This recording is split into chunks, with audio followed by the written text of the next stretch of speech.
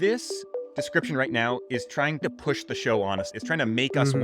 want it. What we actually want to do is create that desire naturally. We want to open up a curiosity gap where the listener feels compelled. We're not telling them, you need to listen to this. People, when they feel pushed into anything, they automatically resist. And so what we need to Mhm. do is be a little bit coy, drop some breadcrumbs out here and let them follow the trail down. Welcome to another podcast roast where in every episode we dissect a listener show's packaging, so their cover art, their title, episode titles, and description, to identify some of the places that you can improve your own show packaging to improve your listener acquisition and show discovery. So today on The Skewer, we have Open to Criticism by our listener, Wendy Lloyd. And Justin, I'm going to not give you any more context and turn it over to you and walk us through your first impressions as you pull up the show in Apple Podcasts. Well, I'm glad they're open to criticism. This is the right show for them. They've come to the right place if they are open to critique. Okay, I got it open on Apple Podcasts. We got a lot of orange because the podcast cover art has a lot of orange on it. From the cover art, this feels like a film. It's related to films. Oh, and then it has a subline because talk about movies matters. So this is something to do with film critique. Yeah, I like the cover art. It's got maybe it has a little too many elements on it. Like, I wonder if it would be better if those speech bubbles, there's a few speech bubbles on there. I wonder if removing some elements might be improve it a little bit. Overall, it feels pretty strong to me. And I did get a sense right away of what this show was about and a little bit of a sense of who it's for, just from looking at the cover art. What are your thoughts looking there on the web? Yeah, so a lot of orange definitely stands out, I think, which is good. I don't know about the color combination is one of the things that jumps out at me. Now, Mhm. I am a very amateur designer, and specifically within my level of design skill, color combinations has always been the thing that has confounded me. And Mm. so I have recently actually shout out to my friend Nate Cadlack, who he offers a bunch of like courses and a great newsletter specifically for non-designers to get better at design. And he has actually helped me learn some ways to actually pair colors better. He's got a great blog post on it, so people can go check that out. I think it's approachabledesign.com might be his website, something like that. So that has been a lifeline to me that I have been relying on very regularly when it comes to color combos. But like you mentioned, I think there's a lot of elements. And the first thing that jumps to mind is that the sizing feels a little bit all over the place. And so Mhm. one of the speech bubbles is much smaller than the other one. And that might be intentional because that person maybe isn't talking or whatever's going on here. But the other thing is that there's just like a lot of different sizes. Spacing's a little bit awkward. My eye doesn't know where to focus here, and I think that that's one of the things that I'm seeing here. And so Yeah. I like the concept behind the cover art. I think it's a really good concept. I think if I don't know who designed this, if it was Wendy or if it was a designer, I think that a very skilled designer could take this and make it feel really intuitive and more evocative. Right now, it feels a little maybe on the nose for me. So I like it in that it's clear. I think there's a good concept behind it. And then some of the color choices, things like that, it just feels like a little busy for my sense. So I think there's some good things and there's some things that could be improved. But that's my take on it. I don't know if you have anything to add to that. No, I think it's good. I mean, ultimately, the cover art is doing a job for your show. And so what you want is to ask the question, is it doing the job? Is it bringing people in? Is it helping them understand the show? Is it attracting people to the show or is it maybe repulsing people from the show? So the show owner, the person producing the show, they have to decide if it's doing those. Ultimately, it's up to them. Is it doing all those jobs? And I think it could be tightened up and improved, but there's at least some elements in there that I think are probably working. And yeah, not a bad start. All right, so let's move on to the maybe combination of title and description. You want to walk us through what you're seeing here? Yeah. All right. So the title is just open to criticism. And then the author byline is Wendy Lloyd. And then in Apple Podcasts, here's what I can read. If you ever watch films or read film reviews, this Independent Podcast Awards twice nominated show is for you because, and then it's cut off. It's truncated right there. I'll keep going. Oh, wow. Because what you get to see on screen is directly impacted by what critics value and promote. Film critic Wendy Lloyd investigates how we talk about movies, who gets to do it, and why it matters with fellow critics and social commentators. And then it keeps going. I'm trying to see if there's a lot here. So how might film criticism understand its own role in all these inequalities and better serve all film fans? I'm just scanning it to see if what else kind of jumps out at me. My thought is that she could definitely bring some of those lines or some of those elements up. So it's the Hmm. first line. That first sentence is a mouthful. If you ever watch films or read film reviews, this Independent Podcast Awards twice nominated show is for you. It's just too much. I would probably remove that line, and I would probably kind of go down further and say something like an investigation about how we talk about movies, who gets to do it, and why it matters with fellow critics and social commentators. Something like that. That's my first pass at it. What are some of your thoughts as I was reading that out? Yeah, that's my thought as well. It feels like this first line, I think, will probably lose almost everyone. If you ever watch Mm, films or read film reviews, that sentence alone tells us that this is not targeted to anyone in particular, because that's basically everyone. Almost yeah. everyone watches films.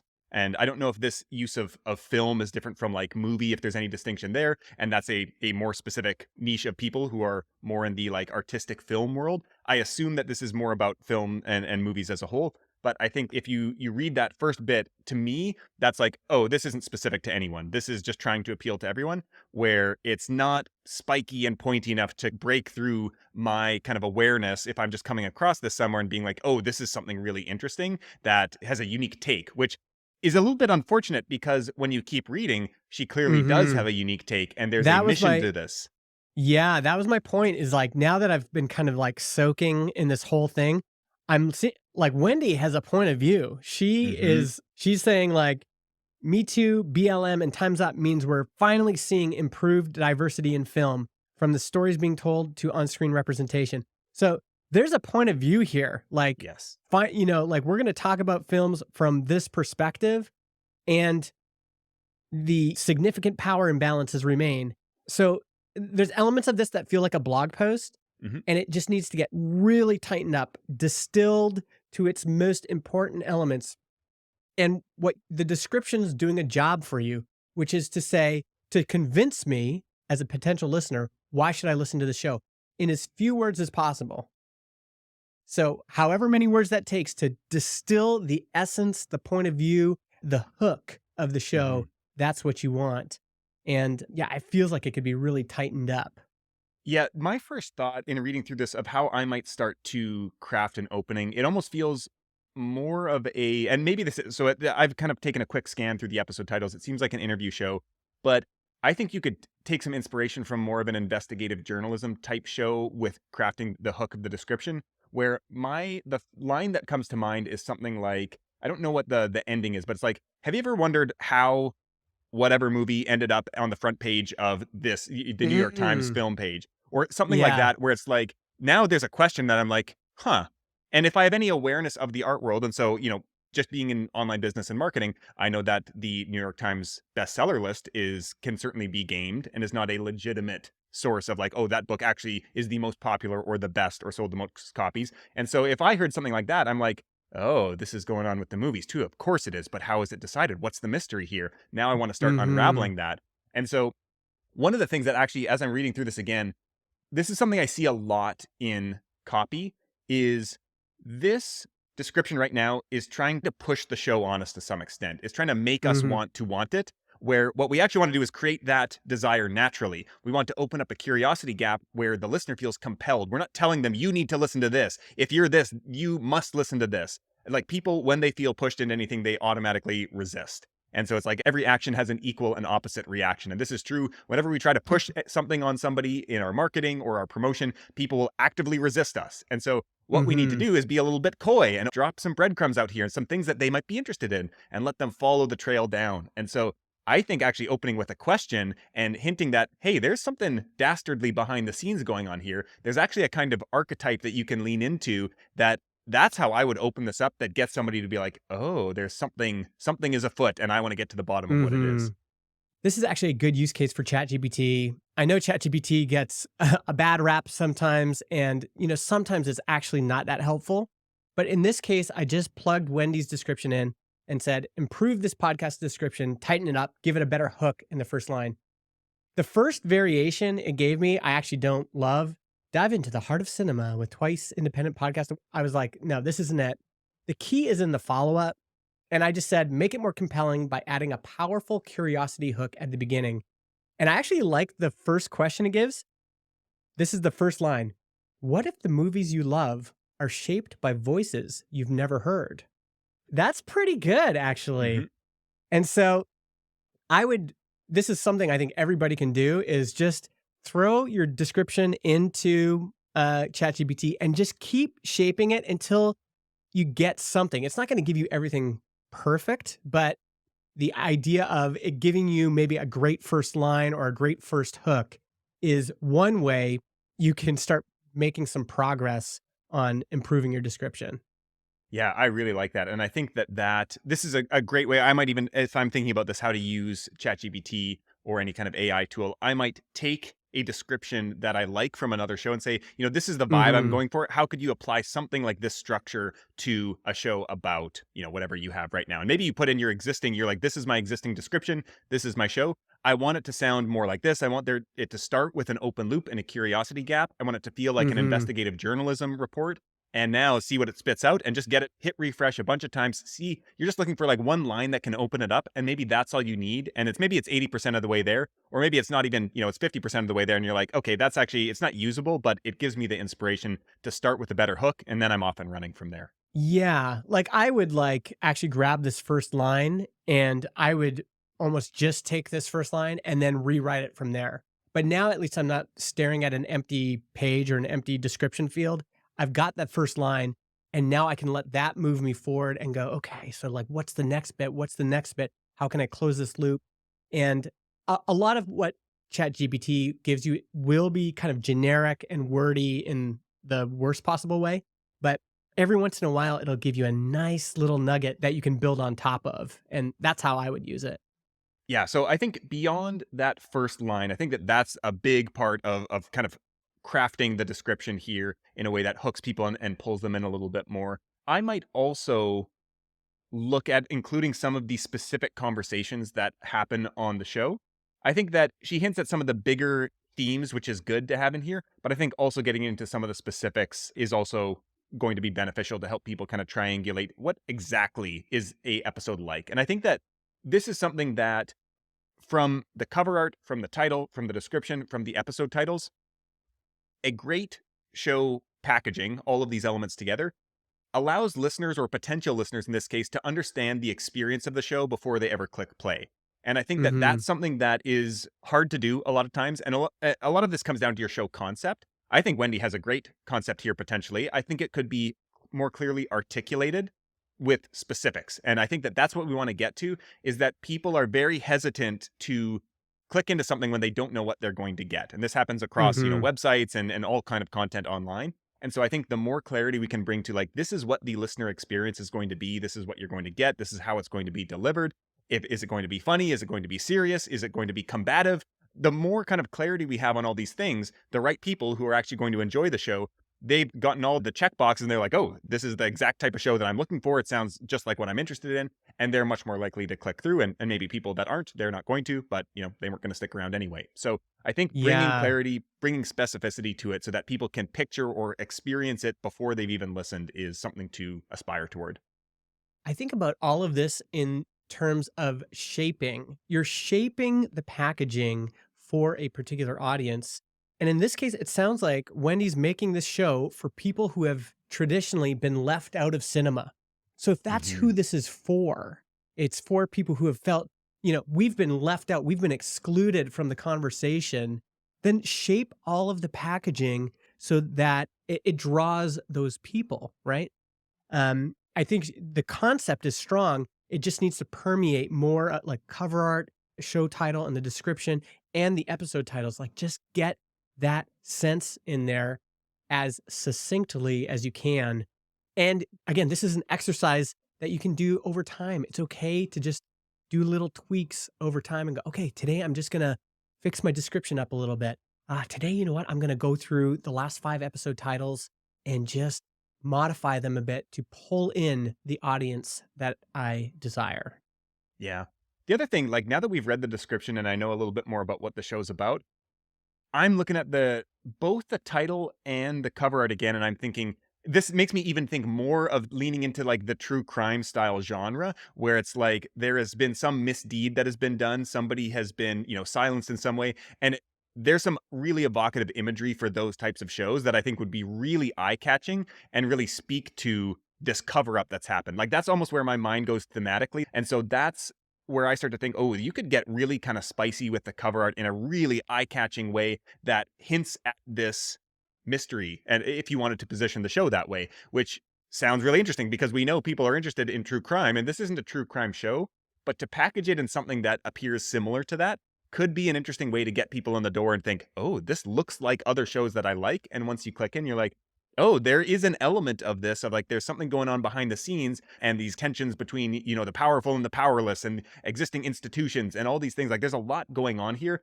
that I think could be amplified and really leaned into. So I don't know if that's Wendy's, personal vibe, but that's where my mind starts to go of like, oh, you could do quite a bit with this. Yeah, I also think one place that ChatGPT is also good is you can give it a website. So I just gave it the Apple Podcasts link and I just said, looking at this website, tell me about what this podcast is about and who it's for. Hmm. And whatever you have on the page, episode titles, etc., description, what's going to come back is like that's kind of the distilled version of this thing. And I think in this case, I think she would look at it and go, "Oh, you know what? Like we could actually really punch this up, really shape the packaging so that it's attracting that audience that I want. So we're talking about the hard hitting topics that I want to talk about. And so that that is evident when a human, or in this case, an AI is reading the page, it should be able to detect right away that we have a point of view here." Yeah. So I want to get to the episode titles in a second, but I have a question for you. And I'm going to put you on the spot here based on a couple things that we've circled around already. And so you had mentioned before that from your perspective, the show was maybe aimed at people who haven't traditionally had a voice in the film critic industry. I was Yeah. initially thinking that maybe the show was meant to address the people who currently have the power and to convince them to change. Oh, So I interesting. wonder a little bit here, it feels like we are both getting different things from the show, and this is something that I think could be made clearer. And it also this is going back to that first line of the current description. If you ever watch films or read film reviews, this show is for you. And Mm, it makes me think that I think there is a specific audience for this show that has the potential to change things. And so clearly there is a vision for the show to change the way that the film critique industry works right now. And so I would be curious as Wendy, like, who are the people who have the power to change that? And I think it's probably not just like your average Joe who goes to the movies on the weekends. I don't think that's mm, actually the audience. I think it is somebody who is more culturally like plugged in and maybe has a streak of activism or something like that, or is willing to be an activist in this specific realm. And I think that's actually that specific person or that specific group of people is who she should probably be messaging to because they're the people who actually care enough about this to actually make change. I think the average person who goes to see the mhm. latest Avengers movie on the weekend, they don't care enough about how film criticism works to actually listen to a show that exposes the kind of inequities of the industry. And so I think there are people who care about that. And I think the messaging should speak specifically to them. Yeah. This is tricky because one of the things about attracting an audience is you have to target people who are already in motion. Hmm. And so I don't know that much about the film industry. And so I'm not really in this audience. So my question would be, who is already in motion? If there's a group of people, if there's a group of activists in the film industry that are already in motion, that are looking to have these conversations, and you're trying to get them as they're driving by on the highway, then it makes sense to hold up a sign that says, "Hey, like, listen to this show." One risk is you could say, well, this is who needs to hear the show, Yeah. but they might not be searching for it. And that is actually an almost impossible problem to solve. Yeah. In my experience, getting people who are not in motion, who don't currently care, who are not looking for content like this, it's very, very difficult to get them to care. And so, generally, for independent shows, what you're trying to do is to attract people who are already in motion. They're already looking for conversations like this. And in Wendy's case, I would be looking at here's the general category: who is already doing the work, searching for a show like this. Target the audience who's already searching for something in this area. And I would be using words that can, again, if you visualize them driving down the highway, what would get them to pull off and actually like check out what you've got to offer? That's kind of what you're doing. So Yeah. be careful about this is not just Wendy's show. This is like I see this over and over again. People say, "Well, I'm going to make a show about this." And I go, "Well, who's looking for a show like that?" Well, nobody's looking for a show like that, but they should be listening to it. Yeah. And it's like, well, you're not going to win that battle. You've got to find the people who are already in motion looking for something like this. Yeah, and the other thing that I would say is that there are probably, I would almost say, like artist advocacy groups or things like that where there are, it might not be in film, it might be, but it could also be in other areas where a lot of people who are artistic have friends across different mediums. And so I would look at for potential collaborators and things like that. This might not be your audience, but to find those people who are working in other areas of the arts to further artist rights or representation or Mm, things like that, there may be fertile ground to start building relationships and connections and show up in those places, build community, integrate yourself there. And I imagine that's where you're going to make a lot of connections that might open doors for the show mhm. and getting in front of more people. Yeah. Yeah, I agree. Yeah, let's move on to episode titles and descriptions. So I just switched over to Spotify. Hmm. And first thing I see is a trailer episode, which is great. The title I can see is why we need to talk about dot dot dot. I'm guessing it's why we need to talk about the film industry. I like that as a trailer actually. Like it's kind of like why should this exist? The trailer's 7 minutes long. So I can imagine if I'm already in motion looking for a podcast on this topic and then I land here and it's like, okay, let me see if I'm on board here. I could see myself clicking on that trailer and go, okay, yeah, why do we need to talk about this? Let's hear from her perspective. Where's this kind of leading? So I like that. The episode titles themselves first is the guest's name, Anna, and then it says unlikable female characters. I would actually switch those if you're going to have a guest, unless the guest is really well known. But I Hmm. think unlikable female characters is something that grabs me. It's like, oh, wow, what are we going to talk about here? Yeah. And then with Anna, you can have them at the end. There's also custom episode art on this episode. Hmm. So I like to see that. You can start using custom episode art whenever you want. You can just try it on your latest episode. I will say it's a little bit small. I can see there's 2 faces there, Yeah. and I think often people are like they're doing all their podcast work on their computer, and so they're Yeah. looking at everything on a big screen, and then they forget to go and check and say like open it up and go, "Oh wait, how does this look when it's 30 pixels by 30 pixels?" And generally, simpler is better. Just 1 or 2 focuses is better. I only went to the first episode. What are you seeing with episode titles and descriptions? Yeah, I noticed it looks like there's a new kind of design direction potentially with the custom episode artwork here. It's a little bit interesting to me that the biggest element in this custom artwork is the name of the show, Open to Criticism. And I think to Mm, your point, when we're and so I'm on desktop and it's still really small. I can kind of make out some of the text. I can't even make out all of the text that's currently on the cover art or the custom artwork here. And I can see the 2 faces of the host Wendy and the guest Anna. But I think that it's important to keep in mind that this is the context when this artwork matters. And so it doesn't matter once somebody clicks in and clicks play on an episode, like then the artwork might be big enough for you to make everything out. But where the artwork actually is doing a job is when they're scrolling through at small size. And that's where it's meant to give them that little bit of extra curiosity to click in. And so that is mm, something that I would think about. And we've talked a lot on other episodes about creating some kind of tension or things like that. It feels like she's got some spicy topics. And so I'm looking through some of the other episodes here. So we've got that first one, unlikable female characters. We've got queering critique. We've got film and criticism beyond the Western gaze. Strong female character in quotes and critic identity, critics versus influencers. That one's, I can just picture the custom artwork there. And you got this, Mhm. like, I don't know, 20-year-old Gen Z and like a 60-year-old. I'm almost thinking like high class, kind of like playing the differences between these two generations of critics. And the one's like an academic almost, and the other is like super hip or something like that. That's what I'm picturing Mhm. there, where it's like it builds this tension around the topic. And so that's how I would think about these things. And I know we've talked about this on almost every episode, but I think given her titles, she could do a lot with this. But there Mhm. may be, constraints, limitations with design expertise or budget, things like that. But that's where my mind goes looking at some of these things. Her titles are actually pretty fire. Like, they're Yeah. pretty good. The only thing I Hmm. would do is I would switch the guest to the end so that people are reading these really sharp, powerful, punchy titles, like, right away. Yeah. Critics versus influencers, the permanent crisis of film criticism, on-screen sex beyond the male gaze.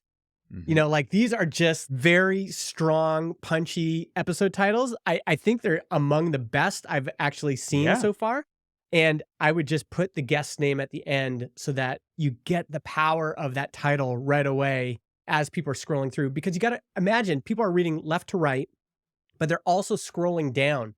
So it's like left to right, they might only have a chance to read the first 2 words. So if you Hmm. can make the first 2 words count as they're doing the scroll test, it's like, Yep. is there anything here I'm interested in? If they don't recognize the guest's name right away, they're going to skip over that episode and miss critics versus influencers. It's like, oh, okay. And then the Yep. guest's name is fine after that. Yeah. And I think that we don't know this world. And so it's entirely possible that these are all people who are well known film critics or something like that, where the audience is aware of them. I Hmm. don't know if that's true or not. If that is the case, then I would keep the guest name up front. But if that's not the case, if the average listener is not aware, and I would actually say if less than 75% of your audience is not aware of that person and that has their name has some appeal to them, I would move that to the back and lead with the title instead. And the other thing that I want to note here is that these titles are not very hooky in their copywriting, but it's actually that the idea or the topic of the episode is hooky. And this is Hmm. something that I think is something we haven't talked about a lot, but deserves to be talked about more, is that it's kind of like the polishing a turd argument here, where you can come up with a great title for an episode, but it's so much easier to do when you start with a great idea for an episode. Most people and most shows should have a much higher bar for the ideas behind each episode and thinking about some unique way to present that topic. And a lot of times that's going to be like you're going to have this topic and you're going to say, "Oh, I want to talk about XYZ, whatever it is." And your first idea is like, "Oh, I'll interview this person about that topic." But then you start to think about, okay, what's another way we could explore this that would be more interesting, more dynamic, have more of a hook to it, more tension? And so this is something that we've been starting throughout the course of this season to experiment with a bit more. And so one of the examples was with the podcast budgeting episode. And so we could have just had a conversation about, oh, here's what the data said about podcast budgets, and maybe it would have been interesting. I would, hope that it would have been. But then we had this idea of like, what if we actually put some constraints on this and made this a little bit of a challenge and said, okay, let's imagine we had 500, 2,500, or $10,000 budgets. How would we use those differently? Mm. And so here's like a layer deeper. There's a different frame around the same topic that makes it a little bit more intriguing to the listener. And now that's really easy to title in a compelling way, not because we are some great title copywriters, but because the idea we just said what it is on the tin. And so I think that that's Mhm. what Wendy's doing here is she's got a really solid big vision behind the show and a point of view, and then she's kind of created this frame with the show, and then every topic we already know how to look at these topics, and we can imagine, kind of again going back to imagining what the topic will be about, because we have the larger vision that she's set in the description, which again probably could be tightened up a bit.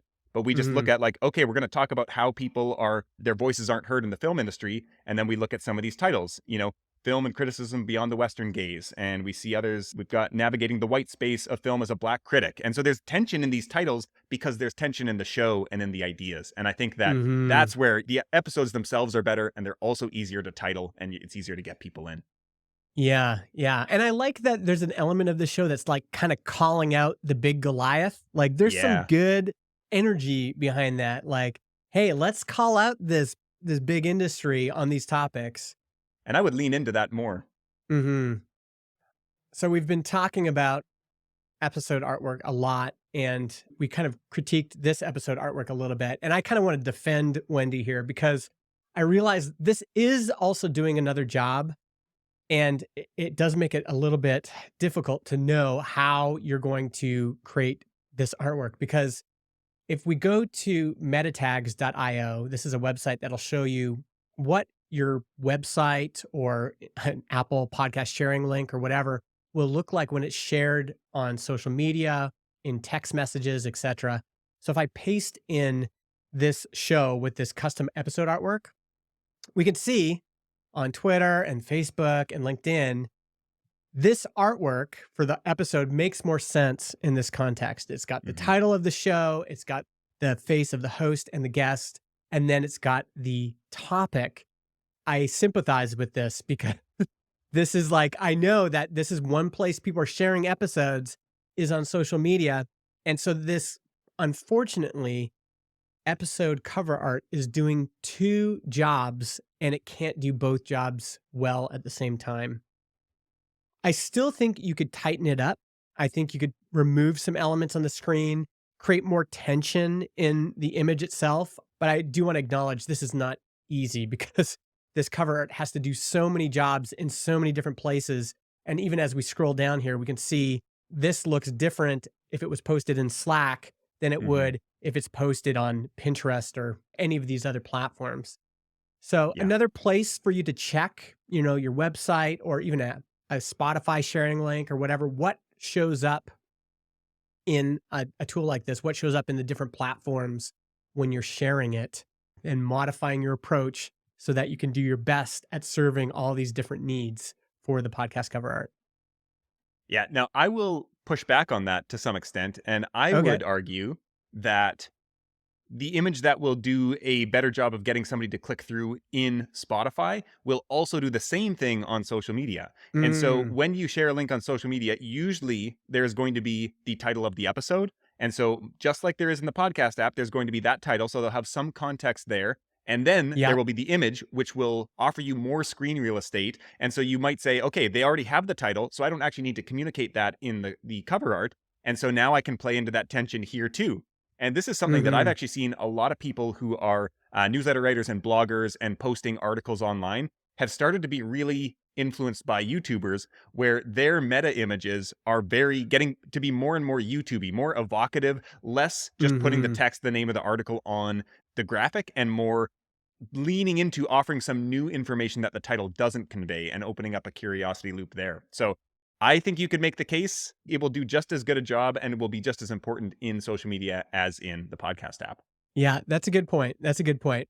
Going back to the listing, is there anything else that you are seeing on your end that is worth pointing out for Wendy that she might be able to make some improvements here? I think the only other thing I'll say, and it's a good thing, is consistently these episodes are 35 minutes, 34 minutes. That's a nice length for an, especially as a new listener. It's just like nice, like, oh, like 37 minutes is a walk for me. Yeah. Or, that's like a little bit of chores around the house. And so even that's interesting. What the activities I connected my podcast listening to, getting in the shoes of a potential listener and going, okay, like where are these people listening? And then doing a listener survey to get a sense of where they actually listen is so important because if people are like, oh, all your listeners are taking 2-hour walks every day. Well, yeah, have a 2-hour episode. But if your listeners are like, oh, I just listen to it in my commute, well, the average commute is about 30 minutes. So that's kind of how much time you've got there. Yeah, but I like that these are around 30 minutes, 34 minutes. That's great. No, is there any new episodes? Okay, yesterday is the newest episode, and then before that, March 8th was the newest episode. So it looks like there's some gaps. Like she produced the show up until May 25th of last year, and then just started doing it again. Personally, as long as I'm seeing one or two recent episodes, I'm more likely to listen. So Yeah, and go I can ahead. actually see that in the last week's episode, so the March 8th episode, it's at the very end. It says season 2 trailer. So clearly this is a seasonal show that's now picking up for the next season. I would almost maybe move that to the front. And I might say season 2 trailer, colon, and then list what's coming there so that people are just like aware of what this is and it sets their expectations going into this episode. So that is something that, and I think it actually, to your point, somebody coming into the show for a first time might be looking for the published frequency. And if they see very quickly, like, oh, this is a seasonal show, it contextualizes it for them. And they're like, okay, the new season's starting up. Great. I'm excited to get in. And even if somebody comes across this show 6 months from now after the season wraps up, they can kind of scroll back through and understand, oh, this is a seasonal show. They release like one season a year or maybe 2 seasons a year, something like that. And it gives them the kind of context that they need to understand how to approach it. Yeah. And actually, I missed that episode was a trailer because it said season 2 trailer at the very end. And the other thing that some people will do is they will have a distinct visual style for the episode artwork for each season. Mhm. And in her case, the season 2 trailer still has the old style of cover art. So that's a really easy tweak, is just make it match the cover art you're going to have moving forward. And then people get the sense of like, oh, here's one block, one season, and then here's another season. Yeah. The one last thing that I'm noticing here is in the episode descriptions. And so in the most recent one, the description is I'm back for a new season of my 2-time award nominated podcast, kicking off in fine style with critic, author, podcaster, author, and film programmer Anna Bogatskaya. And so then she gets into Anna's fascinating book, Unlikable Female Characters, interrogates the 9 key tropes.